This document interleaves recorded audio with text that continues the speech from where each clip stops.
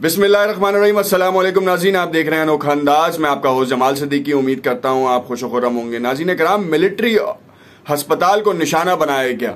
400 beds पर मुश्तमिल ये मिलिट्री अस्पताल जो है सन 2017 में भी निशाना बनाया गया था, मगर कल जो हमला किया गया है उस हमले के बाद बेसिकली वो धमाका था पहला, दूसरा धमाका हुआ और फिर जो है वो इंक्लूजन हुआ 5 लोगों का जिन्होंने एक टारगेट को जो है हिट करना था, और उस टारगेट के बारे में आपको इस वीडियो में अपडेट करेंगे और उसके हकाइक बताएंगे कि आखिर वो किसने किया, क्यों किया गया और उसके पीछे कौन लोग थे जिन्होंने ये करवाया।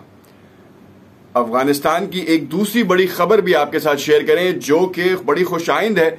चाइना से वो आई है डायरेक्टली अफगानिस्तान की ट्रेड से रिलेटेड। इस वक्त जो अफगानिस्तान को जो डिरेल करने की कोशिश की जा रही थी इकोनॉमिक वाइज, वो मुस्बत खबरें नजर आ रही हैं। पहले बयानबाजी थी, मगर इस बार ट्रेड हो चुकी है और रास्ता खुल चुका है। क्या है खबर, क्या है इसकी हकीकत, ये आपके साथ शेयर करेंगे अपने इस वीलॉग में। जो नए आने वाले नाज़रीन हैं उनसे इल्तमास है कि अगर उन्होंने हमारा चैनल सब्सक्राइब नहीं किया तो उसे जरूर सब्सक्राइब कर लें और बेल के आइकन को जरूर प्रेस करें और इस वीडियो को आखिर तक देखें ताकि आपको तमाम तर हकाइक पर मबनी चीजें समझ में आ सकें। जहन साजी के लिए जो सवाल लोगों के आपके पास आए हैं उनकी भी हकीकत पता चले। सबसे पहले बताते चलें कि इस मिलिट्री ऑपरेशन अस्पताल के ऊपर जो हमला किया गया, पहले 2 एक्सप्लोजन्स हुए।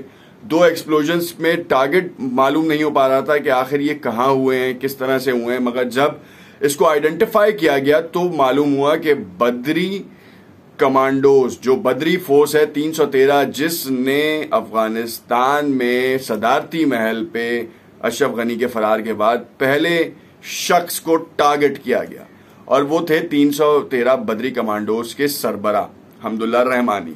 उनको कल इस टारगेटेड कार्रवाई में शहीद कर दिया गया है।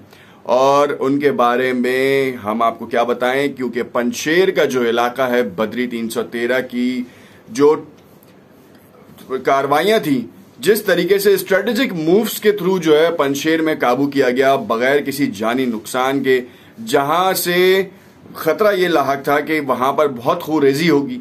अहमद शाह मसूद के बेटे अहमद मसूद जो हैं वो तैयार बैठे थे, और दूसरे जो रशीद दोस्तम की फौज थी वो भी तैयार बैठी थी, मगर जो 313 बदरी कमांडोज ने जिस तरीके से सराउंड किया है, घेरे में लिया, उसके बाद सरेंडर करवाया गया है, वो काबिल रश्क है।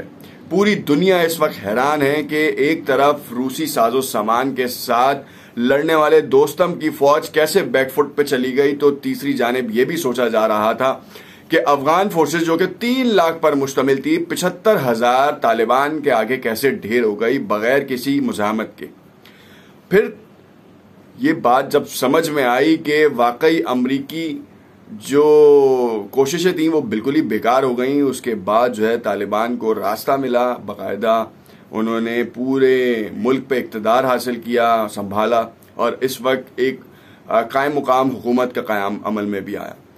देखा यह जा रहा था कि उन्होंने इंक्लूसिव गवर्नमेंट के ऊपर बड़ा प्रेशर था, मगर इंक्लूसिव गवर्नमेंट से पहले उन्होंने जो गवर्नमेंट फॉर्म की उसमें उन्होंने अपने चीदा रहनुमाओं को शामिल किया।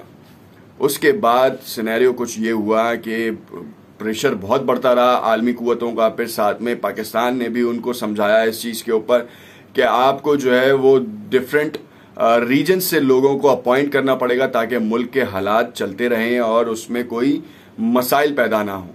और वो फिर आहिस्ता आहिस्ता जो है वो मुल्ला हैबतुल्लाह की रजामंदी से ये काम भी होना शुरू हो गया। मुल्ला हैबतुल्लाह सन 2017 के बाद पहली बार मंजर आम पर आए।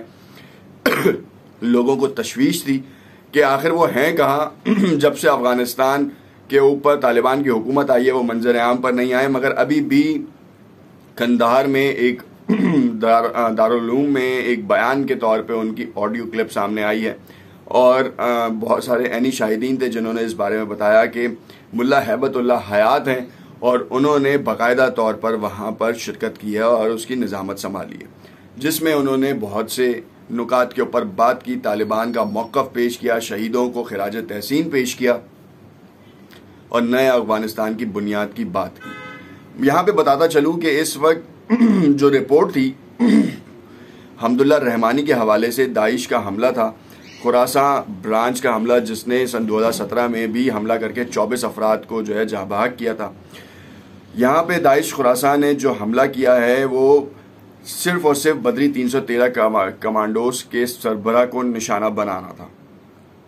यही वो बात थी जो कि दाइश खुरासान, अब आप इससे अंदाजा लगा सकते हैं कि बदरी 313 को निशाना बनाने के पीछे कौन कौन से ममालिक शामिल हैं, जिसमें इंडिया, इसराइल और अमेरिका है, क्योंकि दाइश की फंडिंग यहाँ से ही हो रही है। एम्यूनिशन अमेरिकन है।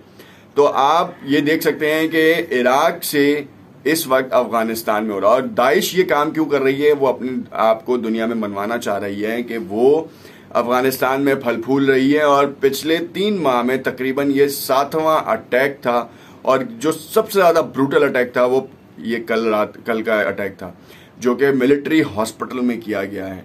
मिलिट्री के धमाके में तकरीबन 25 अफराद जहाँ भाग और 50 के करीब अब तक की लेटेस्ट अपडेट्स हैं जख्मी हैं। नायब वजीर इत्तलात ज़बीउल्लाह मुजाहिद ने भी बयान में हलाकतों की तस्दीक की और सरबराह की भी तस्दीक कर दी है कि वो हलाक हो चुके हैं, शहीद हो चुके हैं। और तो और आपको बताते चलें कि इस वक्त जो चीन से खबर आई थी, एक बेहतरीन खबर जिसके बारे में कहा गया था, वो आपको बताएं कि 45 टन की जो ट्रेड है वो बीजिंग पहुंच चुकी है। और उस बीजिंग पहुंचने का सबसे बड़ा जो खैर मकदम है वो अफगानिस्तान की उस कम्युनिटी को आ रहा है जो कि काश्त के ऊपर काम कर रही है, जिसको तालिबान ने मना कर दिया कि पोस्ट की काश्त ना की जाए। तो उसके बाद उनके पास नेक्स्ट ऑप्शन क्या था? तो उन्होंने ट्रेड का ये रास्ता खोल के पहली परवाज, कार्गो परवाज 45 टन पर मुहित चाइना पहुंच चुकी है, बीजिंग पहुंच चुकी है। और कहा यह जा रहा है, बीजिंग के एलची ने बाकायदा तौर पर इस बात का एतराफ़ किया। उन्होंने ट्विटर पे कहा कि ट्रेड अफगानिस्तान की जायका जो मिलेगा वो चाइना को मिलेगा, और ये विन विन सिचुएशन है। यानी कि अब ये रेगुलरिटी बेसिस के ऊपर काम होगा। पहली ट्रेड के निकलने के बाद मुतादिद ममालिक के अफगानिस्तान में ऑर्डर्स आना शुरू हो चुके हैं, खास तौर पर मेवाजात को लेकर। और मेवाजात के साथ साथ और डिफरेंट दस्तकारी और इन सब कल्चरल वैल्यूज के ऊपर भी काम होना शुरू हो रहा है। और तालिबान ने जैसे कहा कि हम बहुत जल्द जो है वो टूरिज्म को ओपन करेंगे और वहां पर आपको सिक्योरिटी प्रोवाइड करेंगे। और इसी को चलते हुए अफगानिस्तान की तरक्की को रोकने के लिए दाइश को मुनज़्ज़म किया जा रहा है। और कल के अटैक में इस बात को उजागर किया गया कि इस वक्त भी तालिबान जो है वो दाइश को कंट्रोल नहीं कर पा रहे। और 313 बदरी कमांडोज के सरबराह को शहीद करने का मतलब यह है कि उन्होंने सबसे एलीट फोर्स के एलीट बंदे को निशाना बनाया है। तो मुल्क का कोई जवान जो है इस वक्त खतरे से खाली नहीं।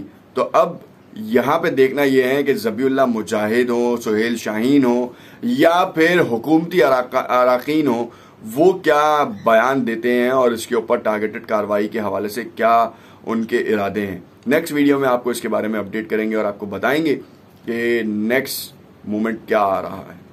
उम्मीद करता हूँ आपको ये अपडेट पसंद भी आई होगी और समझ भी आई होगी। कमेंट्स में अपनी राय से ज़रूर आगाह कीजिएगा। शुक्रिया।